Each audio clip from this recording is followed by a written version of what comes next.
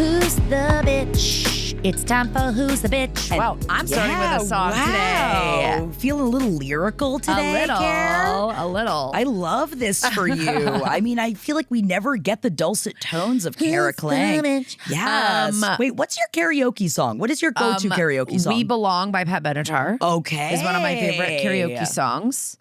I like also, I think in front of you guys, didn't I sing karaoke with you guys one time where I did, what did I do? I sang Down something. with the Sickness? No, by no, Disturbed? No. I mean, I think that you'd really I think do a I've done great like job with me it. and Bobby McGee. I've done like all kinds that's a good of, one, you know, yeah. like I've done all kinds of random. I used to sing Yeah. me and Bobby McGee a lot. I will like sometimes really want to sing some 90s song that I fucking loved. Like I did, I love the song All For You by Sister Hazel. Yes. Hard to say what it is, but you forget that song just repeats itself over and over again. Like I also did No Scrubs one time and that was really fun, but you forget that the end of No Scrubs is just them doing No Scrubs chorus 20 times in a row and in a room with a bunch of people that are drinking and waiting their turn. It's a little bit like, can we wrap Let's keep it going. Let's move on. It really is. A slow fade. There's something about watching somebody. I love specifically Henry always kills karaoke. He's an unbelievable karaoke performer. He was there that night too. We got to go back out and do karaoke again. I think that was the same night though that he was performing Pearl Jam, and he was performing it in front of everybody in the bar was like younger people. Oh yeah, they did. And That's why I did the Sister Hazel song, and they were all like, "What was that? What is this?" And I was in the back singing along with you, and then Henry kept trying to do the like at people, trying to get them to do the back at him, and no one was doing it because they were all too young to know the Pearl Jam song. And then a bunch of them were like real singers that came out there to like do. And they were like singing. Yeah. And then Henry was so upset because I went on stage and I sang Creed and I killed with it. And he's like, well, all the young people knew Creed. I was like, that's because it's like, it's a TikTok, like with Scott Stapp. Was it with Arms Wide Open? What did you sing? Yeah, I know. I think I sang Can You Take Me Higher? Can you take me higher? And I think everybody hates Scott Stapp and Creed so much that they know the songs. Yeah. So I was like, you needed to pick it's like go for like a Mambo number 5, you know, if you really want to shake it up. Oh my God. I love the embarrassment I feel to tell you that when that song came out, I loved it so much. What happened? I dropped my phone. Get it. I don't need it. Okay. It's just Here, now watch it's just this. making sounds. Drop it on I dropped my phone too. Break it all. I'm going to be like looking at it the whole episode like, who's talking to me? Is someone trying to talk to me? Someone's calling me. No, it's fine.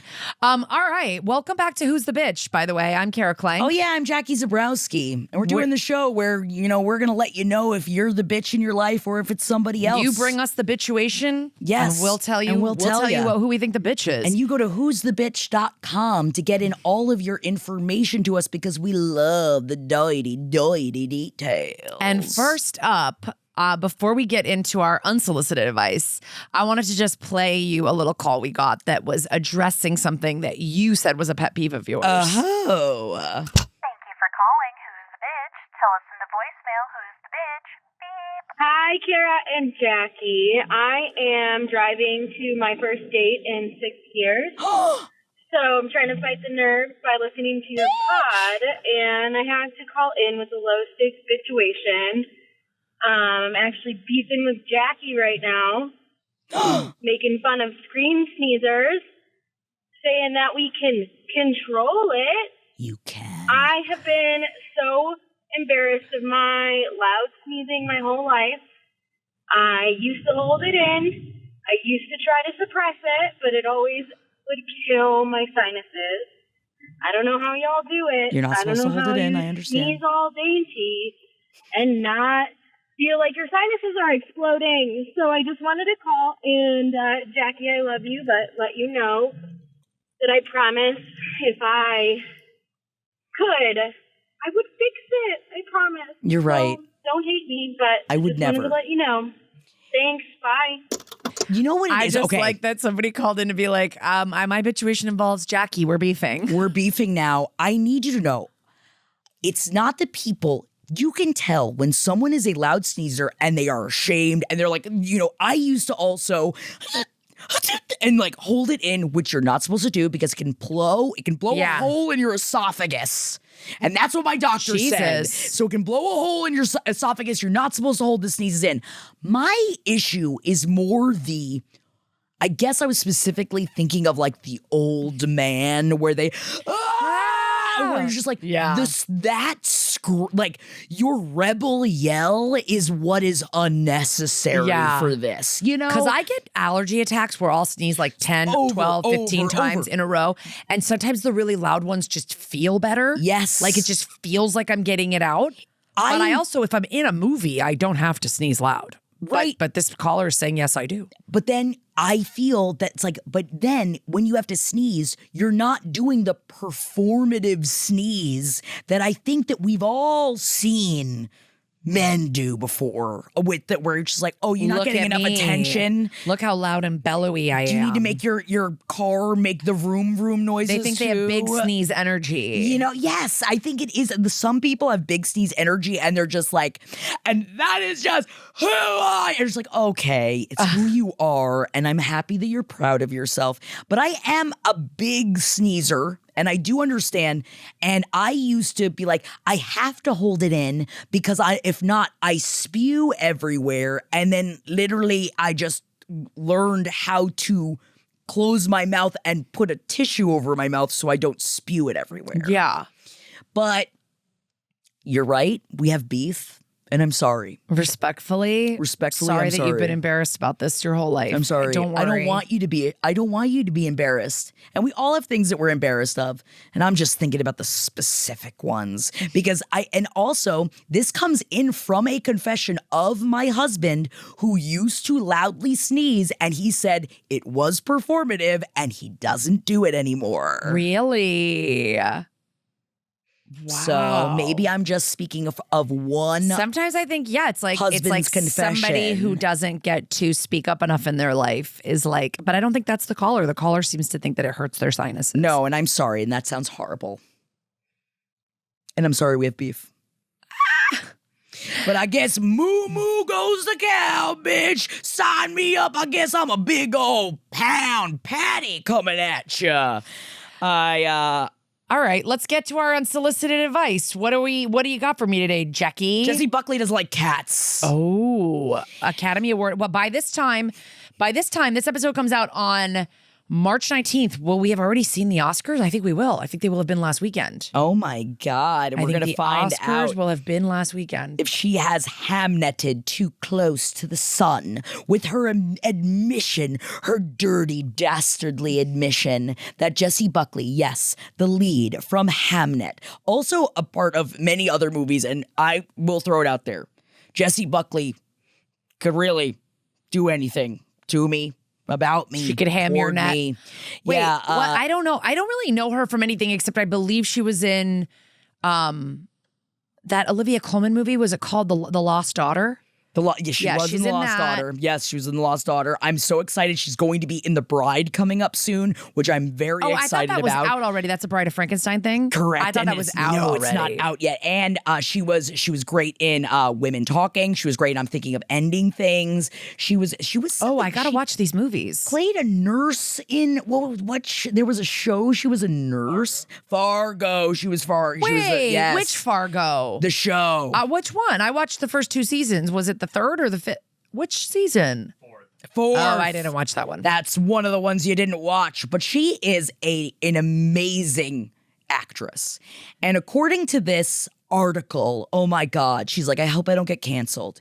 She says, I hate cats. And then Paul Mescal, who also stars opposite of her in Hamnet, says, I also hate cats. And they both joked around about being canceled about it. And then in the podcast interview, they said that at one point, Jessie Buckley, when she first started dating her now husband, her husband had cats, and she asked him to rehome the cats because she didn't want cats in her life. And the internet is upset. Wow. But here, I don't know how much I can weigh in because I don't like cats very much. We're not huge cat We're not cat people. I'm on a text thread with 5 friends who all have cats and all love their cats deeply, and none of them have kids. And so I'm like, well, I just have my kids and I don't need a cat. But I'm not a big pet person altogether. You're not a pet person. But if I was going to get a pet, I would get a dog. And we are going to get a dog apparently in 7 years. I mean, we're down to like 5. Whoa, almost 4. already down to 5 Yeah, years. because it's Rosie's birthday is literally in 2 weeks and she'll be 7. And I said she could get one when she was like 11. So we're down to like 4 11. years. Oh, bump that number up. She I know, it'll won't probably be remember. 12. Yeah, It'll you probably be bump 12 that and number 10. up. I'm also, I'm a dog person as well. I don't hate cats. I have just lived with many cats that I have had very bad experiences with. So I have. Yeah, cats can tell when you don't like them and then they come up to you more. And then that, and they fuck with you. And then people then say the opposite where they're like, well, now cats know that you don't like them. And so you're right, they come up to you, but also they're not going to treat you nicely because they can tell that you don't like them. And I said, I don't know how to get past that so that it will like me, because now I get scared because I have actual scars on my stomach from a very vicious, violent cat that I was stuck with when my ex had left me with a cat that he made us take in. It only had one eye. Oh my And it was God. a street cat, and it only had one eye because it had gotten into a horrible fight with something else on the streets of New York City. And my ex worked at the Humane Society, and he's like, there's nowhere for this cat to go. We have to take this cat in. And then he left my ass, and then I was stuck with the fucking cat, and the cat hated me, and at one point hid in a drawer, and in the middle of the night when I was going to the bathroom, it lunged out at me from the drawer and it stuck its claws into. I have actual scars down my stomach from when it This is afterwards horrific. my ex was like, it's because he knew that because I wasn't here anymore and all this. And then here's the thing, cats, they're very smart. They're very, very smart.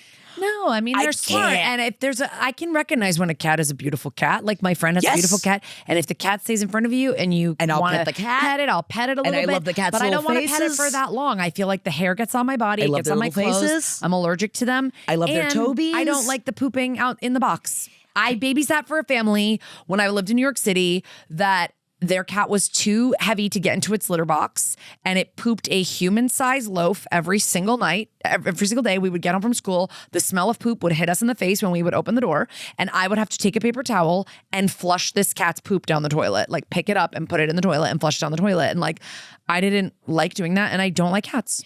Also, man, as you were just saying this, I remembered I had a friend of mine that she was very obsessive over teaching the cats how to use the toilet. And so when you would go over to her house, you would always you would have to look to make sure that the cat wasn't using the toilet. And then you would have to remove, to get the cat to go use the toilet, you have to so then you have to move out the litter box, and then there's just litter everywhere. And I'm just is this better overall? But we're just not big cat people here. Nothing against people that love cats too. But I know that if give me a Garfield, a fat cat that doesn't move, I love that cat. That cat, you fucking And some people are like, I have a cat that acts like a dog. I'm like, okay, great. I mean, That's great. And I just think that sometimes there's this thing where it's if you don't like dogs, you're a bad person. If you don't like cats, you don't have empathy. It's I don't know. If you see a cat, I just didn't grow up with pets. If you see a cat and feel a need to skin it alive because it exists, you've got a You're problem. a psycho. It's just that I don't prefer to have cats around, and it's funny because the internet is just Jessie Buckley, she didn't cut the lips off of the cat. She didn't and then do any- try yeah. to get it to suck out of a straw. She just If you're rehomed the deciding cats. that you don't like a person based on their feeling about cats, I would look inward. Yes. I think something's going on. Yes. And, and it's okay. Yeah. We all need to look inward every once in a while. Let's get in front of that mirror and go, what's going on with you? What is happening? What's in going on there? with you? I know the world feels very out of control, but It a is. person that's in a few movies that you like, not liking cats, that shouldn't It's really okay. be- It doesn't- shouldn't really be you know. even in the top of your list. No. Yeah. It doesn't On the mean list. that whatever happens to her in Hamnet should happen to her, even though I haven't seen the movie yet. But I think we all get the gist of what's going on with that movie. Yeah. Unless is there a surprise twist ending I don't know about? I don't think so. I mean, I asked my husband, he was like, it's good. It's sad. It's just sad. I don't know. I don't know if I need to watch Hamnet. I really want to watch Sentimental Value, and I had a hard time. It's good. I had a hard time finding it. I downloaded some free trial of some international film thing that it said it was on, and it's not. So I just have to cough up. And it's I know you got to pay $10. Oh, really? No, it's $10 everywhere. I think I wanted to see it that much. Yeah, I want to see it, and I'll pay for it. But it's like, Jared's like, it's less than going to the movies. And I'm like, I know, but I have all these streaming services. Bro, it's crazy. There's like 3 people in that movie, and all 3 of them are nominated for an Oscar. And that's when you know that's a good movie. Yeah, I want to see it really bad. All right, and at this point, the Oscars will be old news because we'll all know who won. And hopefully no one will have smacked anyone else across the face. Oh my gosh. Okay. So I'm going to read our first email. You got Okay. Hello, you 2 incredible humans. Oh my gosh, thank you so much. Thank you. I have been a Last Podcast on the Left fan for over 10 years. And Jackie, when I started to listen to Page 7 after Trump got elected, I found joy in humanity again. Oh, love Kara, you. you are also incredible, and I'm so happy to have you in my ears weekly. Thank you so much.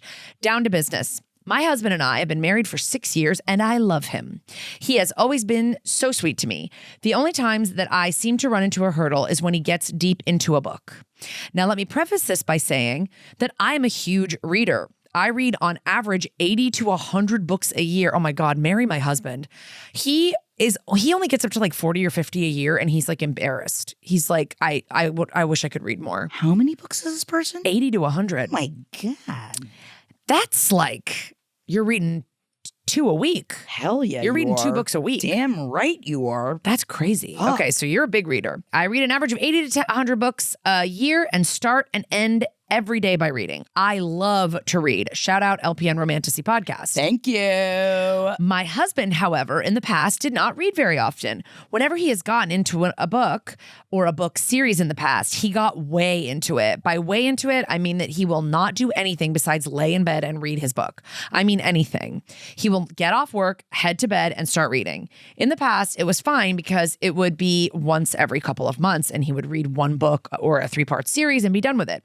Sure, it was annoying because I couldn't get him to do anything during a normal work week evening, like watch our shows together, go out, etc. Wow. But then I knew there was an end date. Okay. Our dear friends were so kind as to give him their used Kindle for Christmas. Ever since then, he has been nonstop reading. I am talking about every day laying in bed reading, or when I say that I would really like to spend time with him or watch our TV shows or go out, he will have his phone out and still read on there. We had plans on Valentine's Day even, and instead he asked if we could go back home so he could read. The real frustrating part of this is, much like Jackie, we are big moviegoers. So I will suggest going to the movies and he will want to stay home and read instead. If I say I'm going by myself, he wants me to wait to see it with him. No. Am I the bitch for wanting to insist on a reading limit? I love to share my love of reading with him, but I feel like my husband has left for the fictional world. What would you 2 do? Love you. Dude. I mean, you have someone like you do. I mean, Jeff is also always absorbing books, but he puts the books down. Yeah. So This is like avoidant weird behavior. Like you can't, that's like, to me feels like almost like a, I don't know. It feels like a depression thing almost to just be like, I'm reading and I don't want to have any human interaction and I want to cut Valentine's Day short to go home and read. Like books are wonderful. Yes. And you can be like, they're wow. wonderful escapes. I remember, I'm probably going to get dragged for this, but I remember like reading the Girl with the Dragon Tattoo books and I was so fucking into those. And when But everybody loved them. I closed one and I would go out and I would buy the next one. But I was not like avoiding times with friends and family. Like life cannot be work and reading. Like that's not your life. And this is your wife of 6 years asking you to go to movies, go do things, maybe see friends. And you need to point this out to him and tell them that this isn't healthy. I think that there's a way though to go about it where it's not, you don't go about it in an anti-reading stance. No. I think that it's more about going to him and saying what you need from him, because right now, I imagine you don't feel like you're being seen in your relationship at all. You're not. And it is about priorities and where his priorities are. And I think that this is a very big conversation to have, because I think that going about it of like, hey, what is going on? And like, why do you feel a need extra right now? And don't get me wrong. I mean, I think a lot of us extra right now need escape and don't want to be dealing with our current reality. So I do get the want to do that. But at this point, it's almost what is it when you can't stop yourself? Like it feels like it's like a little bit like a manic or a spiral thing, like a spiraling thing of like, gotta get to my book, gotta finish my book. I, as someone that, and I am not diagnosing, I'm not saying it, I'm just saying as a person with bipolar disorder, I find myself, and you all listen to me talk for many, many hours. You know that I get obsessed with things and I lose myself, and I can refer to my worm times, and between ADHD and bipolar, I lose myself, but there are times when I know I'm shifting into mania, and I'm shifting into mania usually for a reason, and then I have to go backtrack to be like, where is this coming from? Like, where is the avoidance coming from? Is there a change at his job? Like, it could be anything. Yeah. Talk to him about it. Because even if it's not like a manic thing, right? At the very best, it's a loss of a sense of control, I feel like, for him. And it's selfish, because it's like being like, I want you to wait to see something that you want to see until I go with you, but I'll also never go with you.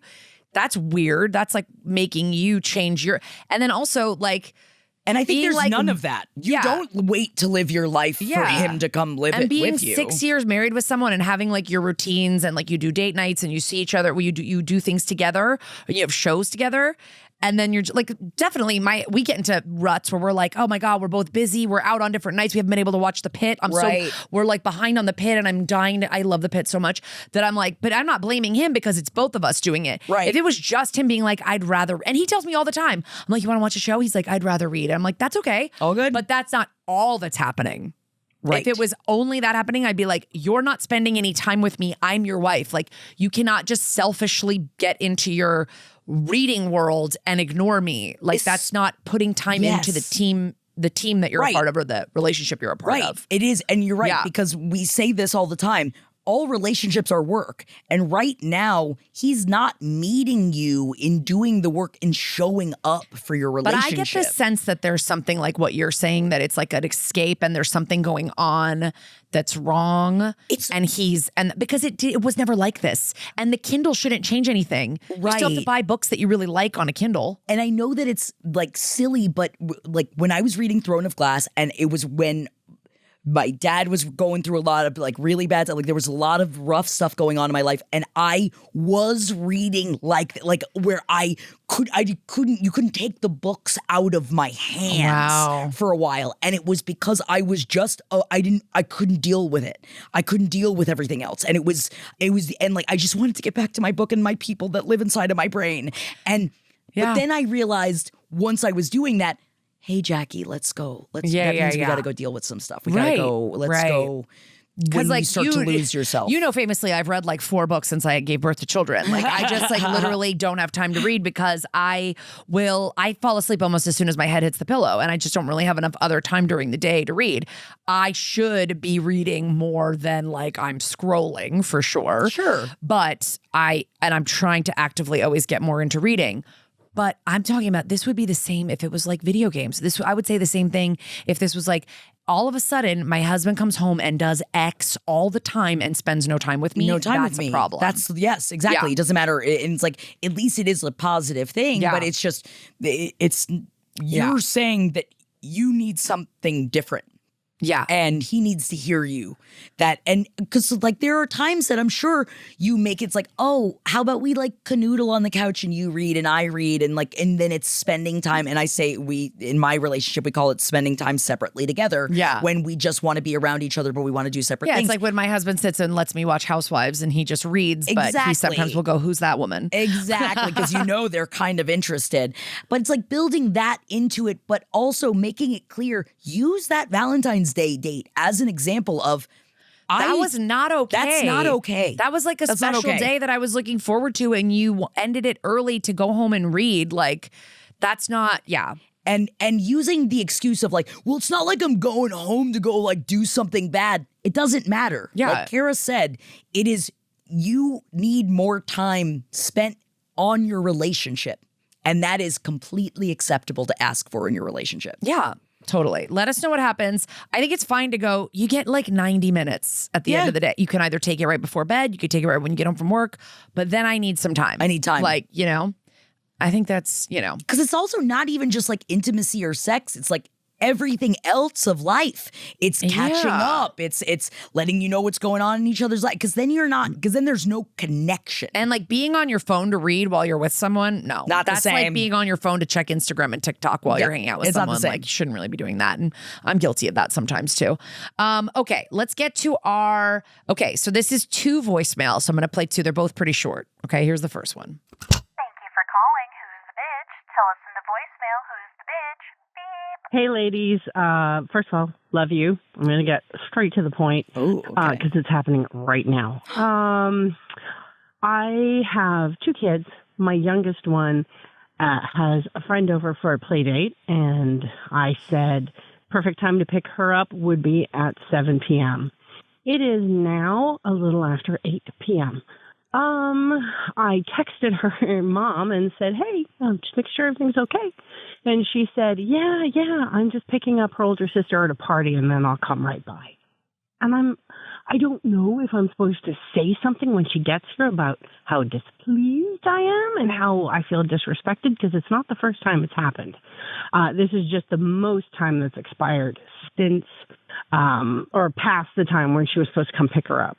So, I was just wondering, is there like a back pocket phrase or something, or is this something that I just bring up in a text instead of to her face? I'm very non-confrontational. Anyways, keep doing the good work. Love you guys. And, thanks for being there for all us bitchlings. Bye. Okay, here's part 2. Okay. Thank you for calling. Who's the bitch? Tell us in the voicemail who's the bitch. Beep.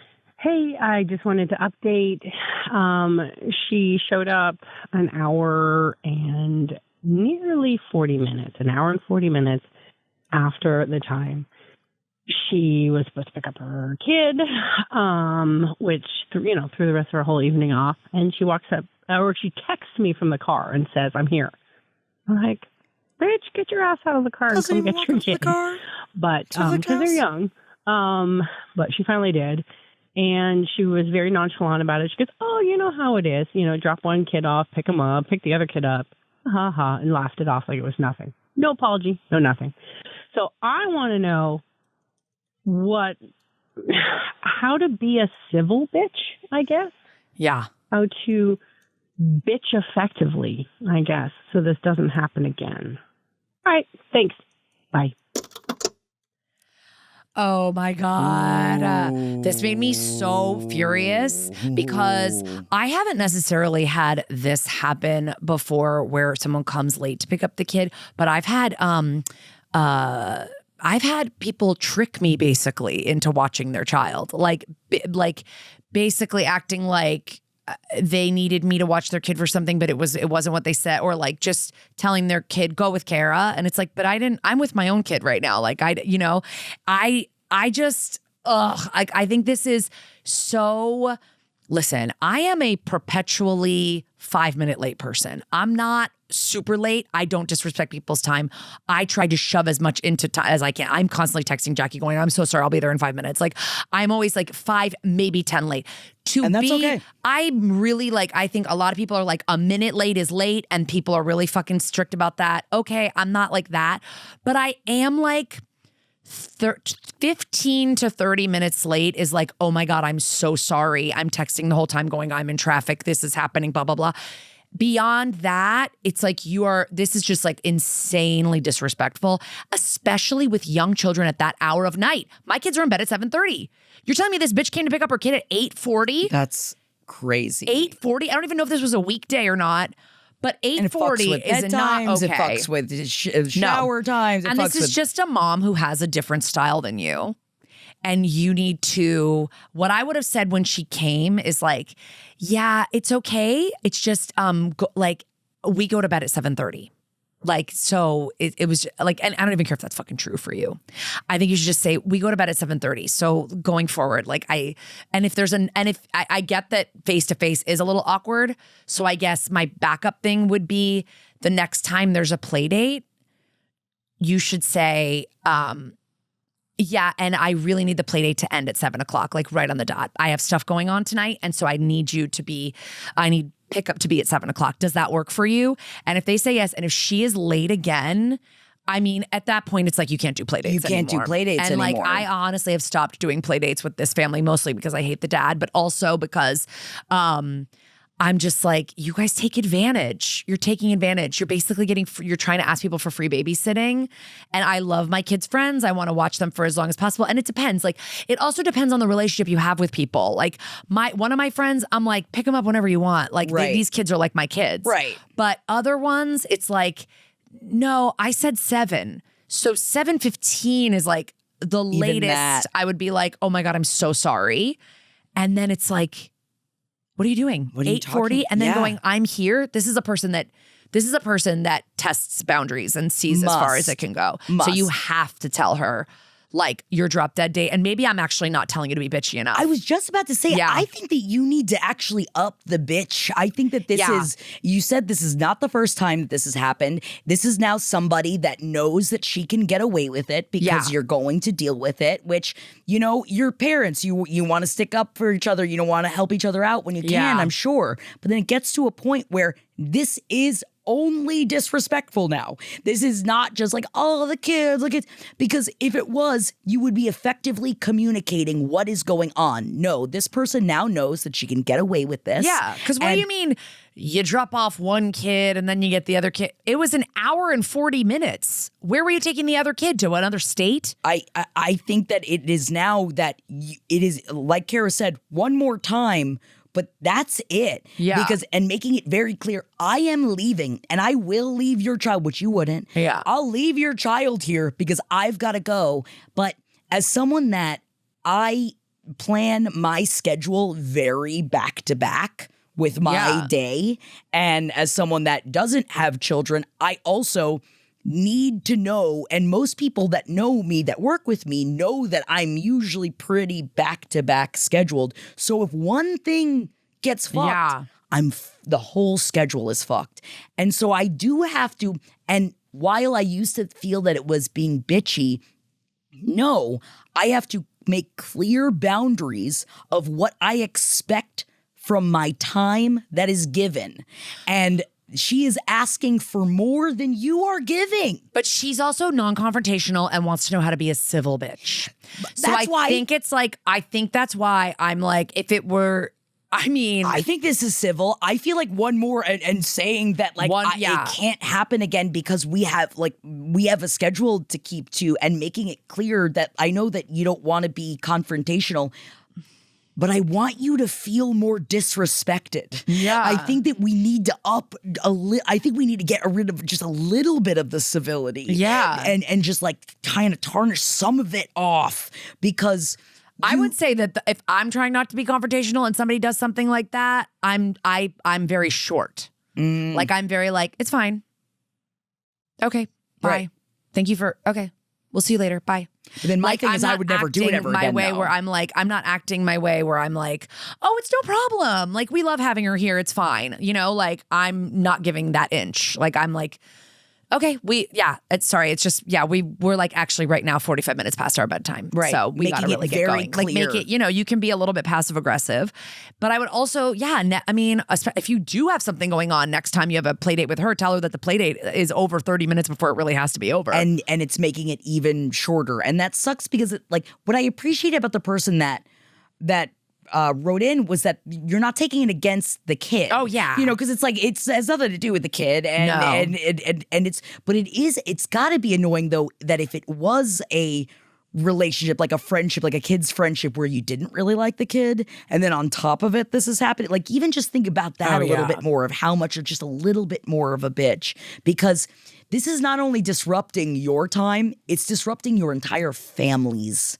time. Really an hour and 40 minutes late to pick up a kid absent an emergency is really not okay. Like, just super rude. It's rude. Yep. It's rude. Straight up rude. Very, very rude. And I hope that this person doesn't continue to keep doing this to you and your family. Yeah. Because, and maybe if you get that mama bear up in you a little bit more of remembering this is happening to all of you, not just you. Yeah. And you don't have to. Yeah, that's the thing. It's like, and my daughter doesn't have play dates with this girl anymore. I bet. Like, because I don't like the way that they act. But they're still friends. They're still in school. Okay. Let's get to the next submish. Where are we? Me? Yes. You've got... Hey ladies, longtime listener of the LPN family. I've been listening since Roundtable. I'm sorry, rips Bird Luger. Love you, Bird Luger. Real quick, I'd like to mention in Mexico, Valentine's Day is a day to also celebrate love between friends and family. Just wanted to add that from last week's episode. Thank you so much. Oh yeah, a couple episodes ago, there was the episode where talking about the mother mom was mad that her son didn't, but a friend of mine wrote me because he listens to Who's the Bitch, and he goes, my husband's mother straight up was pissed at him. She was expecting us to take her out on Valentine's Day. I was like, wait, what? So I guess, I mean, we can only assume a culture as far as somebody tells us, right? But I guess this person is just letting us know that in Mexico, it's between friends and family. So it would be the equivalent of like not calling your mom on like Thanksgiving or something, right? Okay. You know? Here's my bitchuation, and I'm not about outing people, so I'm going to call my bitch Mickey for privacy. I'll try and keep this short. Okay, I've been in love with this guy for almost 3 years now. He's been leading me on and off with frequent flirtation at work. He's never told me to stop or set a boundary. We've gotten pretty close, and he's confirmed for me that he's into guys. We're really good friends, but I'm always going to want more. So last week, we were at the same party. He showed up after me, sits next to me, compliments me by telling me I looked really nice, which I reciprocated. A little later, this girl asks him if he wants to dance. The whole room cheers it on and he takes her by the hand. It was a nice moment for him, but for me, it was a moment of clarity. I knew then that the situation would never happen for us. It made me really sad and I was already a little intoxicated. I wear my emotions on my face, so I had a serious resting bitch face. He sits back down next to me and asks me what was wrong. Hey, are you okay? What's the matter? And I said, what the fuck do you care? He looked upset and asked me why I would say that, and I said, realistically, what are you going to do about it? And he didn't say anything. I called a Lyft and left the party early. I did feel bad for leaving a little early, and I apologized to the birthday girl, but she knows our history and she understood. I decided to set a boundary with him and am no longer speaking to him at work, but he's sure asking our friends if they know why I'm mad at him. To clarify, I'm not mad. I'm just tired of hoping he comes out of the closet. Did I overreact, though? I feel like I should have stayed at the party and not let it ruin my night. Am I the bitch for being too emotionally invested? Or is he the bitch for leading me on and acting like he doesn't know what he did? Ooh. This one is tough because I want to say that I do think that you are the bitch in this situation. But I also recognize that your feelings are completely valid. But you have had a flirtation with this guy for 3 years. You've not told him how you feel. You're expecting someone to kind of read your mind. This guy is not in the same journey with his like coming out journey experience that you are. He's not in the same place that you are. And that can be super frustrating. I've heard many gay people have told me like, oh, I don't fuck with that person because they're not out. I don't want to like, and that's totally but it feels like you've been waiting for him to come out with the expectation that as soon as he comes out, you guys can be together. But I would say, and I know this like might be a little bit hard to hear, but that might not be his picture because I think that even if he wasn't out, he could still be reciprocating like feelings to you. He's told you he's into guys. Right. He might be willing to like hook up with you secretly or date without putting a label on it or whatever, but none of that is happening. And I think so what was happening maybe at the party is you were kind of realizing, although I mean like him dancing with a girl, maybe he's bi, but if he's totally into men like you said, then him dancing with the girl is just like a thing. And I get that it annoyed you that everyone at the party was like, ooh, or whatever, because it's like you don't even know who he really is. Right. I get that. But I feel like you were more angry about the fact that that it was that compounding that like nothing has happened with you guys. And alcohol can absolutely do that. For sure. But I think to cut off a friendship with someone without giving them any explanation as to why, when you have not expressed your feelings to him about why, but that you're in love with him, you're asking someone to do a lot of mind reading. And especially when you guys work together. Yeah. So you're seeing each other all the time. So it's not even like, oh, he's not seeing you, so that's why he's asking around. It's like, no, I imagine this is somebody that you interact with fairly frequently, or you at least are trying to avoid as much as you can. And that's going to make a lot of people walk on eggshells as well. And we understand all the backstory. It's like we get where your brain was at. Yeah. And I completely understand why you reacted the way that you reacted. Yes. I have literally done this. I'm saying you're the bitch and I have been you being the bitch before. Yes. I have been like, something has happened when I'm out drinking and I'm like, well, fuck you. And then I just stop talking to someone because I'm putting a bunch of shit on them that they didn't even know because I haven't communicated it. Exactly. And so it's a little bit tough because I don't necessarily think you overreacted. You left the party early. You weren't having a good time. You didn't need to stay at the party. The party's not really the issue. I think the issue right now is that you're not speaking to him and that he does not know why because he's asking other people, why is this person mad at me? Yes. So I think for you to call him and say, let's grab a coffee after work and go, here's the deal. I've just been like, I have felt for a long time like feelings towards you and I felt like they were reciprocated, and maybe they're not. I mean, just like talk about it. I mean, 3 years is a long time to go crushing on someone and not know if they feel the same way. Right. Maybe him flirting with you was his way of finding his way out of the closet, but he's not quite there yet. Maybe he's just not interested. I don't know. Like there could be a lot of outcomes to this, but you don't know because you've literally not talked to him about it. And on top of all of this, you're already frustrated because this person hasn't come out yet. So regardless of whatever your relationship is, I imagine there's also all these other feelings and frustrations, I'm sure, about the journey you went through of watching someone else go, of just wanting their experience to be different, but you just simply can't control that. Yeah, everyone has to do that on their own time and in their own way, which I'm sure you know that. But it doesn't, but I'm saying, it's understandable to feel the frustration because you have a crush on this person and you want them to be screaming from the mountaintops who they are. And that is already weighing on you what could be all of these are. And if he's still in the closet, maybe he's never been in a relationship with a man yet. Right? Like maybe he's just like totally freaked out and scared about taking the next step. And maybe he would be into dating you, but like is just too scared or has religious upbringing or who God knows what like is holding him back. But I think what's interesting is that like you're just cutting off a really good friend right now, but you're saying it's impossible for you to be with him just as friends because you're always going to want more. So I think that warrants a conversation. Like, I think you just need to tell him this is literally like showing up in Love Actually with the poster board and being like, I'm in love with you. Or not, maybe you don't have to come out and say, I'm in love with you, but you can be like, I have feelings towards you and I have felt for a long time like that you are sort of reciprocating them. Maybe I'm wrong because maybe he just thinks he's being nice. I just think one person's flirt is another person's, we're just joking around and having a good time because we like each other as buds. Right. And also, if I were you, I would want to talk about the feeling of, I feel like when you were talking about sitting there with the resting bitch face and feeling all these feelings, like there is a sense of he's mine when he's not. Yeah. And I've been waiting for 3 years for this to happen. Right. And now everyone's oohing and awing at him dancing with some chick at a party.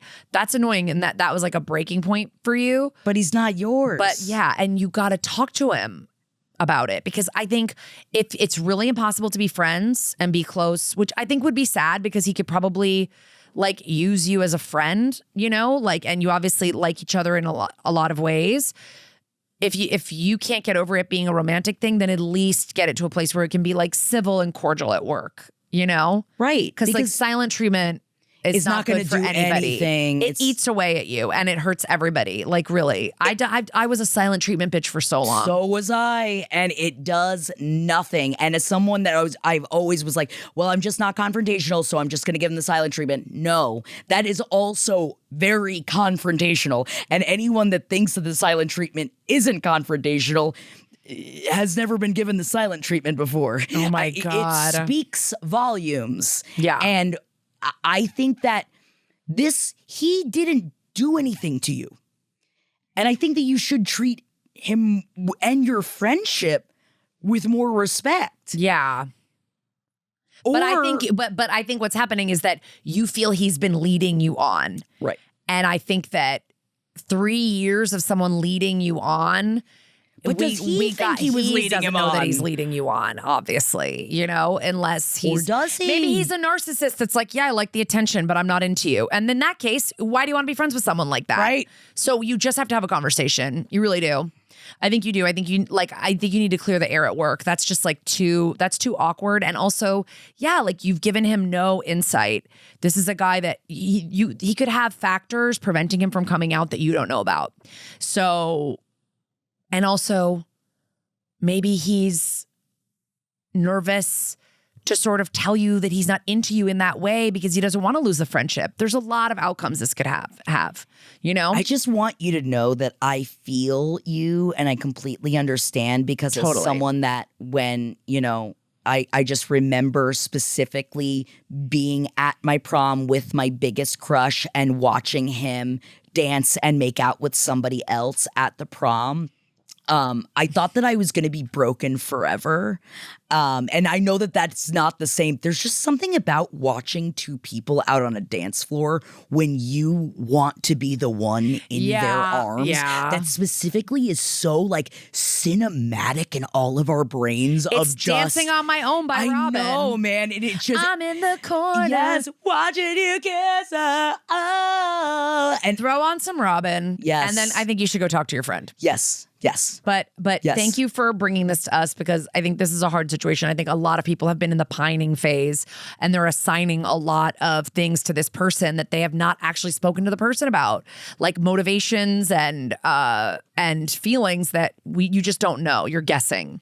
So let us know what happens. I really hope that you guys can either date or at least be friends. Yes. But I don't know. Maybe I'm just trying to be. Or maybe this begins like an epic forever friendship where you both help each other and you both grow together, and then your friend comes out, then you both find love in different places, and then all of a sudden you're living in a cul-de-sac and it's 50 years down the line, and who knows? We're all tie-dyeing t-shirts together, which is ultimately what we're all hoping for in a cul-de-sac. Yeah, baby. A cul-de-sac. A dead end, we used to call it where I was from. All right, here we go. Next submission. Thank you for calling. Who's the bitch? Tell us in the voicemail who's the bitch. Beep. Hi, ladies. I'm going to try to keep this brief, so I'll get right into it. I have been with my lovely husband for 8 years, and we have been through some pretty trying stuff together, and we communicate great. But it's actually kind of in the small situations that our communication can break down. Mm-hmm. So like example is he's much more outgoing than me and loves to do things together, and I'm a little bit more introverted. And I can't tell you the number of times I have snapped at him when he's asked me, do you want to do something? What do you want to watch? Because he just wants to do something with me, but it seems to me like he's asking me to come up with entertainment for him when I just want to sit on the couch and do absolutely nothing. I get that. So some further background of this situation. I am currently 6 months pregnant, and we had to move from our 1 bedroom to a 2 bedroom to have enough space I had been in my old New York City apartment for 8 years, which is an eternity in New York City. Yeah, so it was a really big undertaking to move and say goodbye to that home space. And now we're getting settled in the new place, and it's going great. But I do feel like in the relationship, I tend to be more particular about what goes where, how things look. So kind of naturally, I've taken on most of the responsibility of, we say, okay, we need this piece of furniture here, and then it's up to me to kind of find it, run it by him. But I'm doing a lot of, that kind of work in the background. So what ended up happening is we have art that we were going to finally put on the wall. And, I'm not really getting on the ladder to do these kinds of things. So he's been the one kind of putting all the nails in, all the hooks. But we were going through the art, and as he's putting things up, he just kept doing this thing where he'd look at me and say, what next? Like, which piece of art do we want to put next, and where does it want to go? And, we have probably 15 pieces of art. And, the other piece of background is I feel like generally I am a lot better at reining in my annoyance and keeping it to myself, knowing it's not. But with the pregnancy, it just gets under my skin. And after maybe the third or fourth time of him just looking at me saying, what's next, I snapped at him. I didn't realize that I was the curator of this apartment. And I didn't say it very nicely. And he got really hurt. And he just didn't understand why I'm being so mean when he's just trying to help put the art on the wall. And there's been a couple of situations like this where then he just gets into this mode where he's kind of like a puppy. And I feel like he's moping around me like I might snap at him at any time. And then that just fucking pisses me off so much more. Oh, and, boy. Yeah. I feel like I might be the bitch here. He might be the bitch for not taking on more of the mental load. And I know the solution is probably just to talk to each other about it, but I would love some advice of how to go about this and how to get on top of this kind of stuff with a baby coming. Especially, Kara, you might have some advice because I don't want to become a monster and I don't want to, put all this on my lovely husband. So anyway, appreciate the advice. Love you guys. Bye. She's becoming a momster. Come on. Oh my God. I was like, did I change my voice and leave a call? Did I leave a message? Did I leave a message ago from when for myself to answer on Who's the Bitch? Yeah. Did do you recognize these feelings from pregnancy? God. Oh my, it's not even pregnancy though. Like, it is. I think it's like, okay, because I think here's the deal. Like, you didn't really care about the art. It's not the art. It's like, you are the person that organizes, as we've talked about in many other episodes, and we talk about all the time, like you are the person that is more organized. And so this person is defaulting to you. And I think you are frustrated that there is a child about to come into this world, and that's going to be another person that you are going to be responsible for. And now you're going to have essentially 2 children. And I know you love your husband, and I loved my husband too, but it's the same exact thing where I have to be like, I can't be the only one making decisions. I can't be the only one. And my husband said the same thing to me. You don't have to say it so mean. You're so mean. And it's like, sure, okay, I guess that's where like the bitchiness comes in, is that you're being mean. You're also like fucking got somebody growing inside of you. It's a big body change and it's a hormonal change. So excuse the snapping, but it doesn't really change the content, like the way that it's delivered. No, because I've never had a child inside of me, and I probably would snap in a situation like this. So I would just be like, can you just stop saying what's next? Like, let's just do you have any opinions on where some of this stuff should go? Or like, but because my husband, his response to me would be, well, you're just going to tell me it's wrong. And he's not wrong. I would probably be like, I don't actually want it there. I try to be like, hey, where do you think it should go? No, I don't really think that. And he goes, why do you even ask me? And he does that. And I am guilty of that. I understand. But I think that you snapped a little bit because subconsciously you're like, this can't all be on me. You want to feel like you have a partner that is helping you, and that's a partner with or without kids. Right. But your partner in your life is helping you with a lot of different things, but you have the extra stress of another human being coming into the world soon, which is, I'm assuming this is your first kid.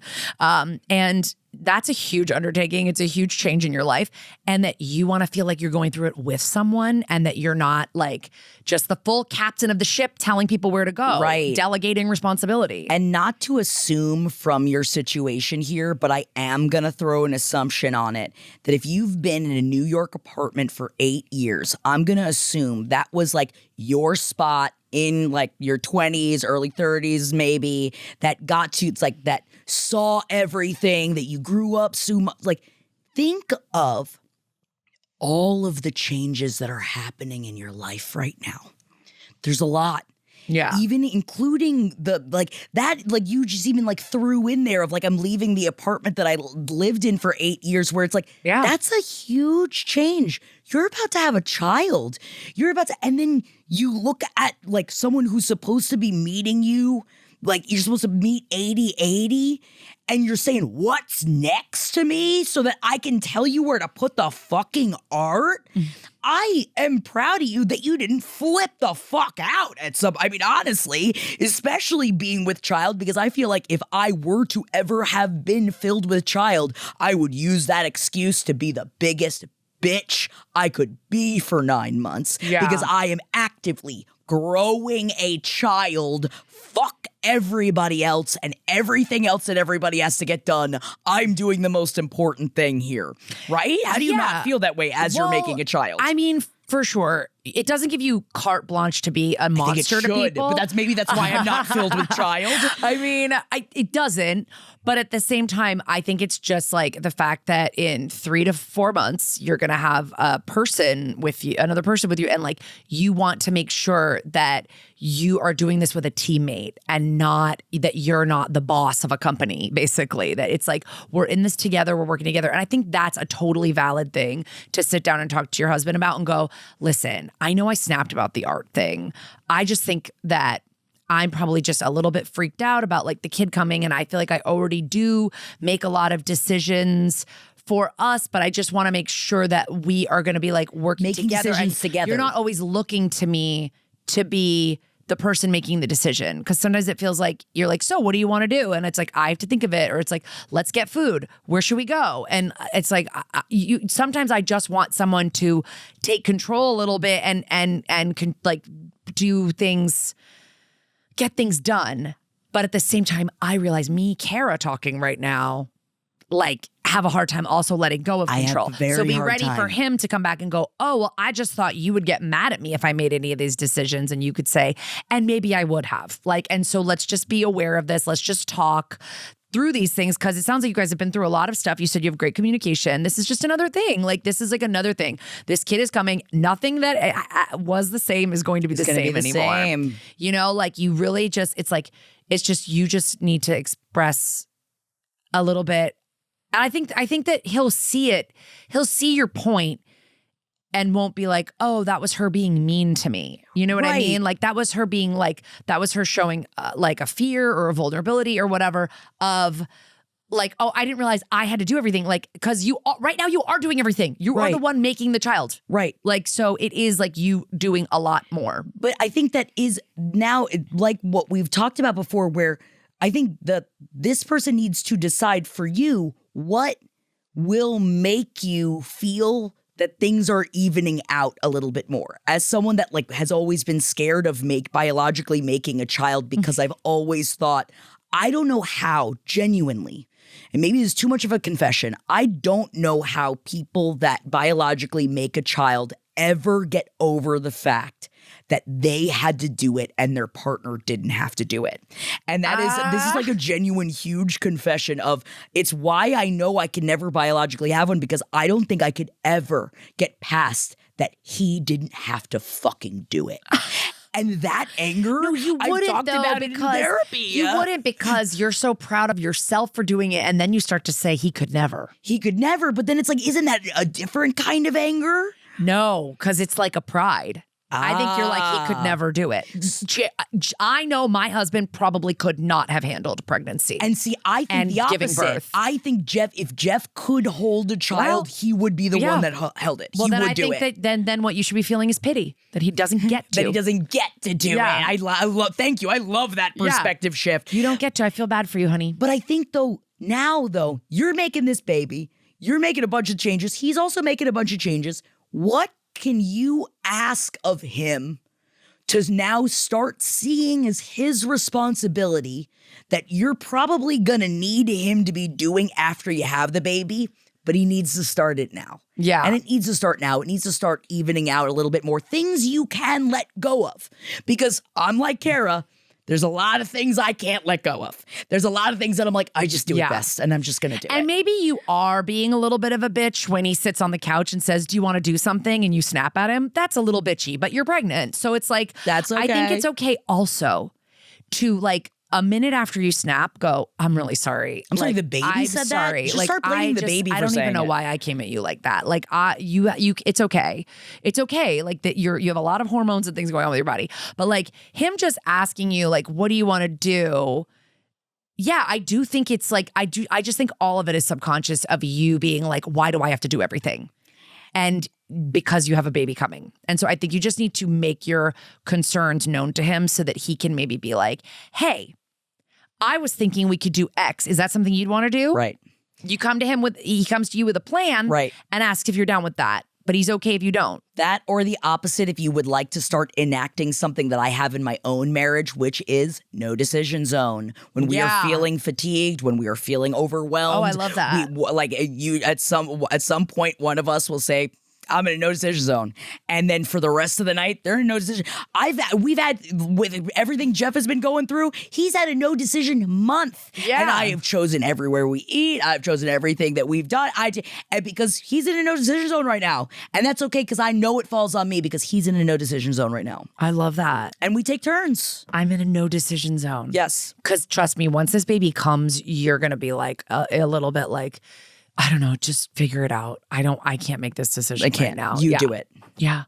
I think it's just like a lot of leaning on each other. It's like, I forgot one of these, like probably one of these podcasters that now is canceled because they're bad, but like at one time was like, it's never 50-50 because sometimes it's 80-20 and sometimes it's 70-30 and whatever. I do think there's stuff like that. And that's not like totally truthful. But I was bringing up, I always not think of 50-50. No, it's the 80. There's a book. Yeah. It's called the 80. I think it's called the 80-80 relationship, where it's not about meeting each other halfway. It's about going more than halfway as much as you can. Yeah. And meeting someone even further than halfway, so that it's not that you're just closing the gap, it's that you're overlapping and supporting each other instead. Oh yeah, I like that. So I love that principle of always be giving 80 as much as you can. Yeah. And sometimes you saying can't. there's days where I can't give 80. And that's okay. Yeah.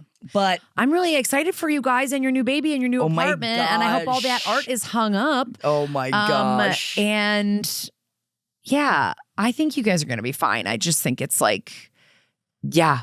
It's a lot. We do be snapping. Women do be snapping. I'd be snapping. And sometimes it's my fault and sometimes it's not. Sometimes it's weaponized incompetence. So you gotta, and I know it's like my favorite fucking thing that I just keep harping on all the time. But my husband's really actively trying to get out of weaponized incompetence. I think it's because I showed him that one video.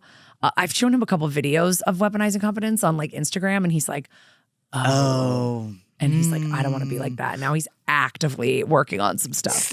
We can all, it's like we're all always evolving and changing. And especially when you're in a relationship, we're all growing and changing at different rates and in different ways. And we have to keep checking back in to make sure that we're all doing good. Totally.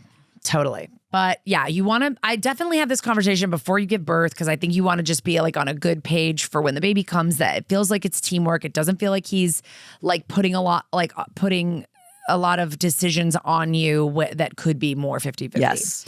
Okay, this is the last one. This comes to us via DM, direct message. Whoa, over on the Instagram, where you can find us at Who's the Bitch over on Instagram. Who's the Bitch LPN. You've got Hi, my fiance and I love your podcast, and I figured you guys would be the perfect people to ask if I'm the one being a bitch in regards to cutting off my older sister. Ooh. So to preface, my older sister and I have always had our ups and downs. She tortured me and my twin sister growing up, which I mean, she was our older sister, so duh.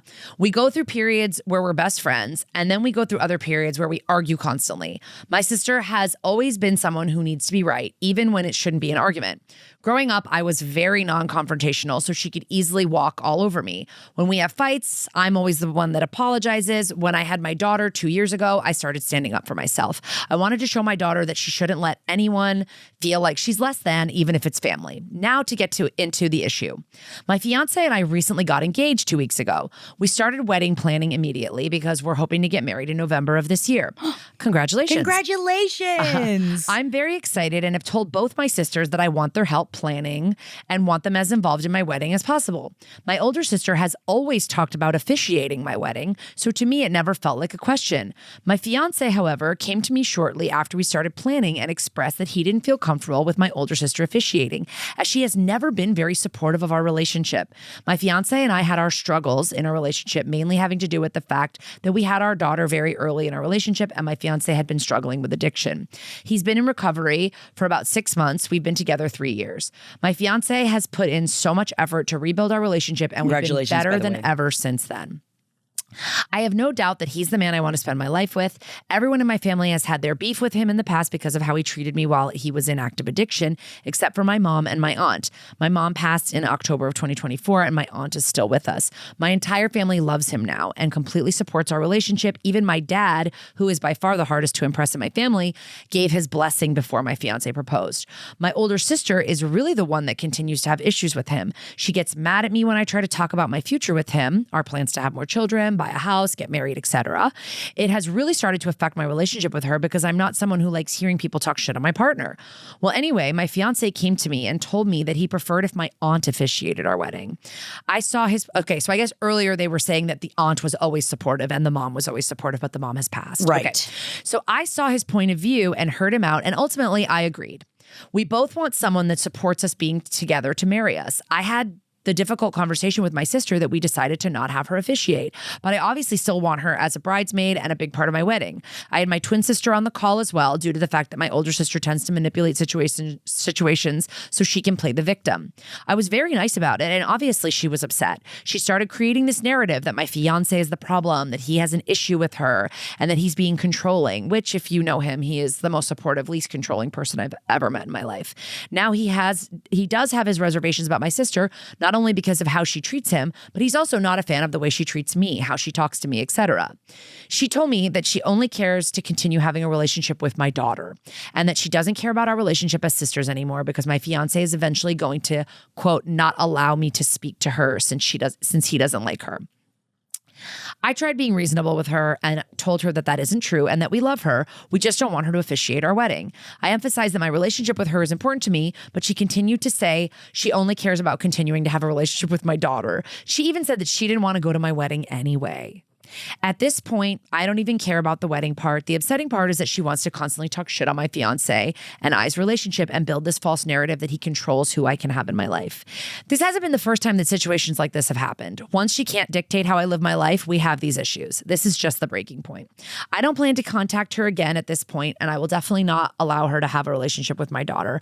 I'm tired of being talked down to and my life shit on by someone who complains about her own marriage, child, job, and relationships. I'm not sure if I'm just being dramatic or if my feelings and actions at this point are valid. Your input would be so greatly appreciated. Sorry for the long message. I feel like more context in this situation is the better. Jackie. Oh. Jackita. Oh. Jackita Banana, and I'm here to say, oh, baby, who's the bitch in this scenario? In this scenario, it's Dip Man. Sisters. Yeah, man, you never want to get in between. We both have a sister. Your sisters. It is, and I'm going to throw it out there, man. Being sisters is complicated. You don't say. It's so insane that I feel like we can get so many emails about people cutting people off in their family, and I feel like it's so black. Yeah. There's oftentimes so black and white, and I'm not saying that it could be like with a sister.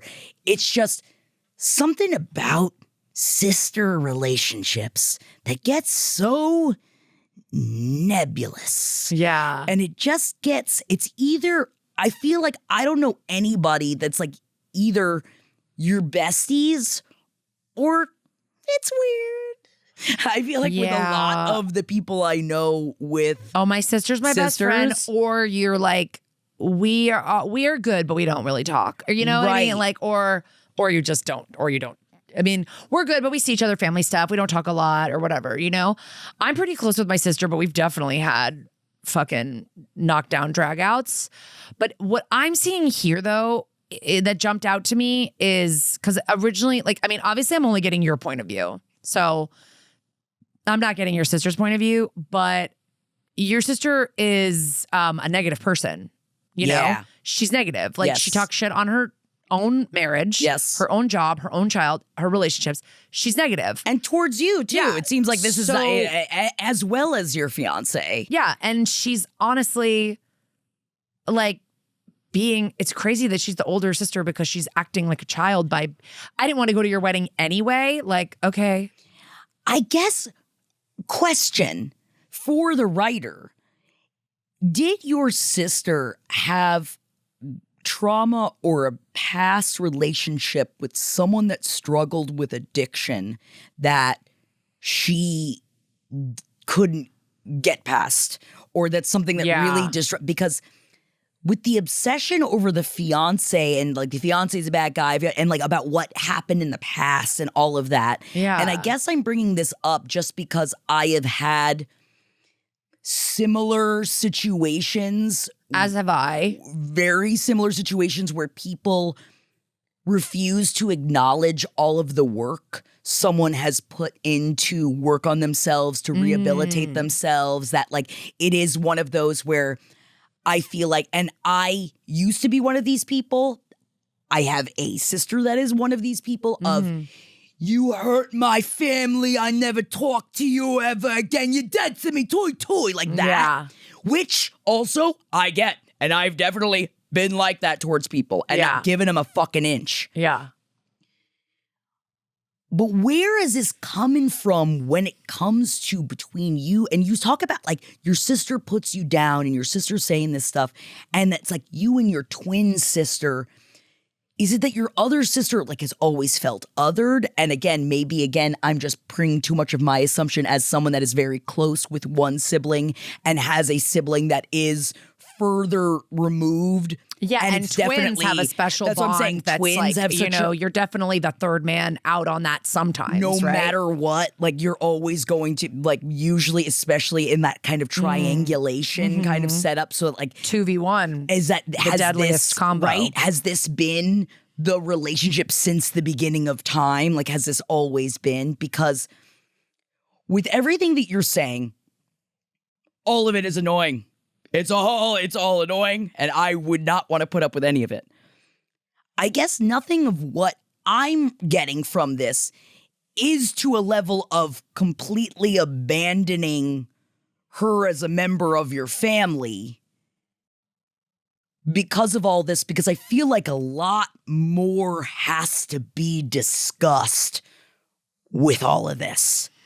Yeah. Because you even brought up, she complains about her own marriage, her own child, her own job. I want to know more about that.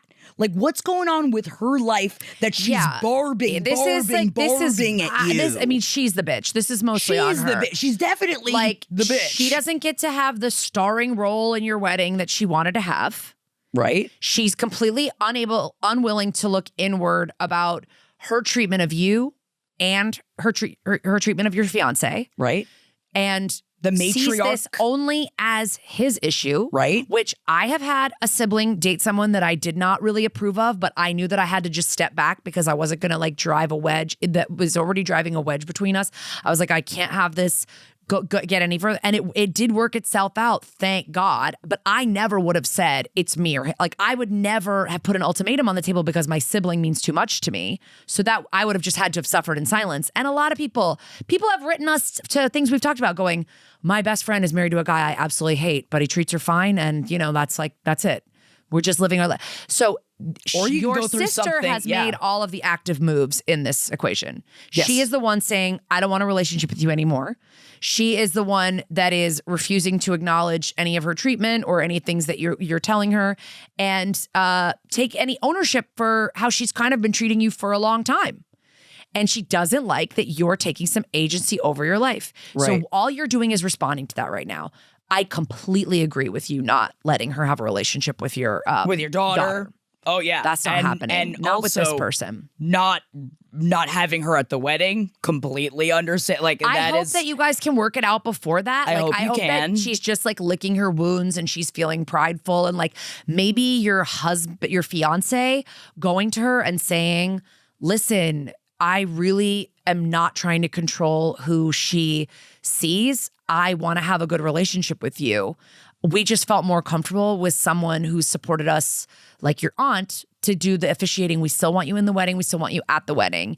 If she is literally not, she can't deny that. You know what I mean? Like if he comes to you specifically, like he's just not controlling you. I don't know, maybe it's not his business to do that, but like, or not his responsibility to do that. But I feel like if you guys just tell her, hey, we're making the finalization of the plans for the wedding.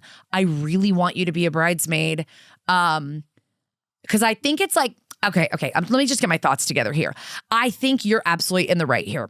Caller is in the right. Yes. The sister is being the bitch. Oh, yes. And let's allow your sister a little bit of grace to come back from having what I consider to be a high school, middle school style meltdown. Fuck it. I don't even want to be at your wedding. I'm not I didn't coming. want to be there anyway. I don't even care if I'm sisters with you anymore. Right. Let's like not like be like hold her to those words. Like maybe let's let there be a cooling off period. I don't know when this all went down, but let's like let there be a cooling off period. They only got engaged 2 weeks ago. Yeah. So it's like this is all, you know. Yeah. So let there be a cooling off period. The wedding is still like 8 months away, right? It's still a whiles away. So I think before things are totally finalized, it would be great if you do care, because you said you did care about keeping a relationship with your sister. So if you do care about keeping a relationship with your sister, I think it's like good. It would be good to sit down with her, bring your twin if you want, and just calmly say, my fiance is not controlling me. We simply wanted to make a different change in our wedding of who's doing what. You're still going to be a big part of it. You're going to be a maid of honor or a bridesmaid, whatever. Like, I want you to make a speech. I don't know. Like, to me, you're the one that's being controlling by saying either you officiate my wedding or you're out of my life.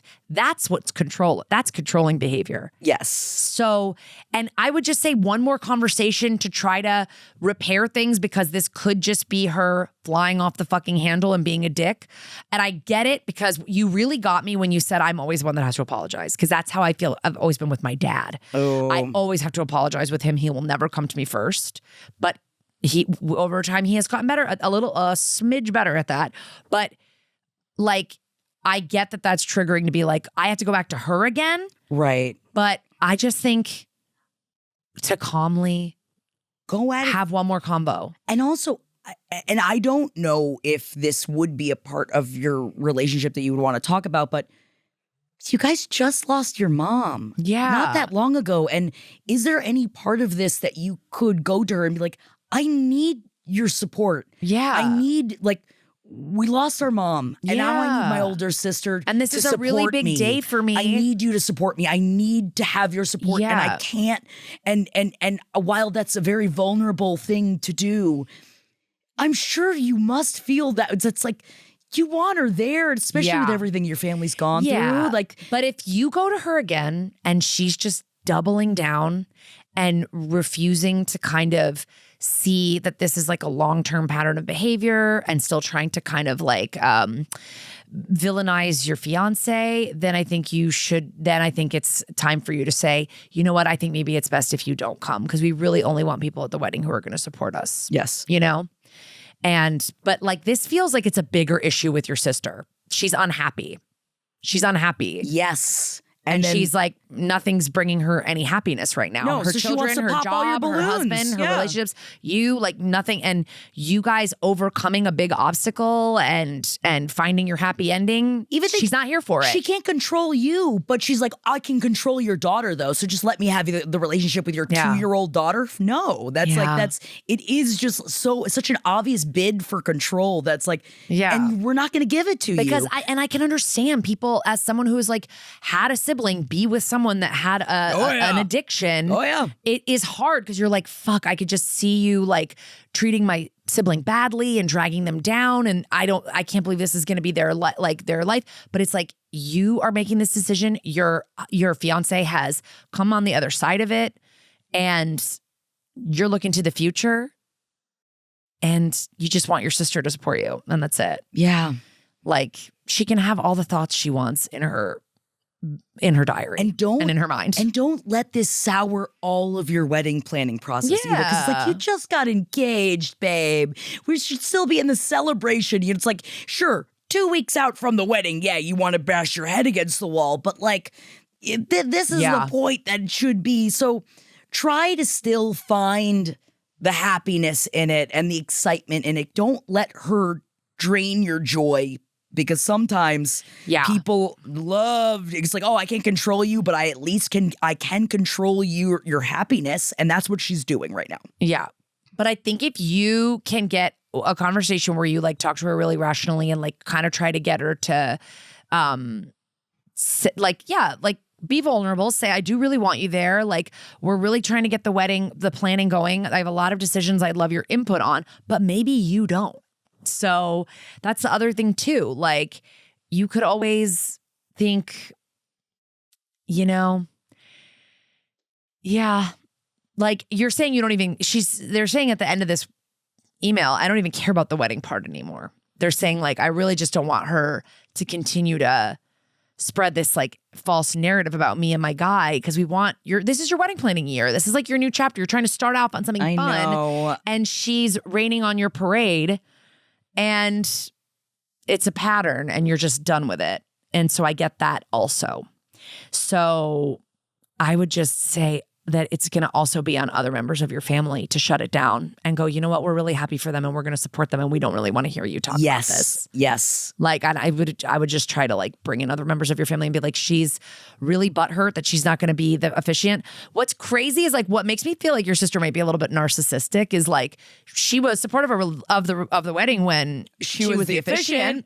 And now that she's not the officiant, he's controlling, he's this, he's that. And because she's not getting her way. She doesn't want a relationship with you at all. That's where like, that's the fucking like red flag for me. So, I think a conversation with her where you try to maybe see what's going on with her, feels like you're kind of talking negatively about stuff going on in your life. I hope that that's not negativity's not like spilling over onto me. But like, if she's not hearing any of it, I would say, it doesn't have to be goodbye forever. But I do think it will be sad if she's not at your wedding. But I know. And it's just these big family events are just such hotbeds. I know. For just so much drama. And the last thing you need is extra. We don't need extra of it right now, and I want to know if you've let her know that she's not going to have a relationship with her niece. That's because you don't get that. Sorry, that's a privilege. You do not just get to have, you don't have it. There's no aunt's rights. Nope. You don't have, like, you just don't get that. That's a privilege that you get for, being a supportive member of a family. Yep. Yeah. I'm just sending you so much love with the rest of the wedding planning process. You're going to figure it out. You will. Just remember, this is, a tornado of emotions right now. And I'm sure, hopefully, the dust will settle with time. And it's just sometimes with people that have like a narcissistic tendency inside of their brain at times. Yeah.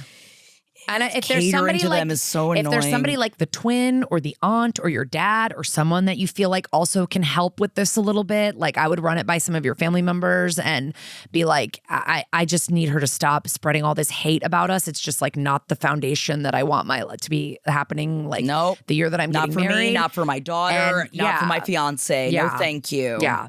Because they all know the truth. I'm sure they all know. Yeah. But they've watched your sister do this to you your entire life, Yeah. You've gone through periods where you're best friends, gone through times where you hate each other. It's just, time to shake that sister up a little bit, y'all. Yeah. Sometimes you got to shake a sibling, And, sometimes it is hard to get out of sibling patterns. I know it. I know it because they're really ingrained in there from a young age. Yeah, because like I'm the oldest and it's like, my youngest brother, he's 9 years younger than me, but like we see each other as full adults now, you know? And I'm like, I don't like, but there probably were times where I was like, okay, but you don't really know what you're talking about because you're like a baby. You're a And like baby. now I'm, you know, now it's like we're just not, our relationship has changed. Right. He used to be my little baby doll, and now he's not. Now he's okay. your big baby doll. Now he's a big baby doll. All right. We have got to wrap up. We do. But thank you, as always, to everybody who wrote in, called in. We appreciate you guys so much. We love listening to your bitchuations. We really do.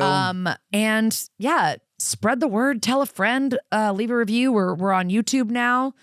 We're at who'sthebitch.com is where you can send in all the your ways. information. And we hope you had a great St. Patrick's Day. You know, we hope that you're just... I guess, yeah. I don't Did you care. get out there? Did you, you know, I feel like... I just haven't cared about St. Patrick's Day since I was like a drinking single person, I feel like. I think since college, I think was the last time I celebrated St. Patrick's Day. Boy, did I love to put on a plastic shamrock earring and just get blacked. Oh, yeah, and then puke up green for Urs. Oh, my gosh. Wait, one time I was in South Boston, Southie, as they call it. On St. Patrick's Day? For St. Patrick's and you're Day. still alive? It was fucking awesome. It was so fun, but I was pretty drunk and I had a beer in my purse that somehow got punctured. And so I got down in a crosswalk and I emptied my whole bag on the ground because this beer was spraying everywhere and I was going, oh no, trying to like save all my shit.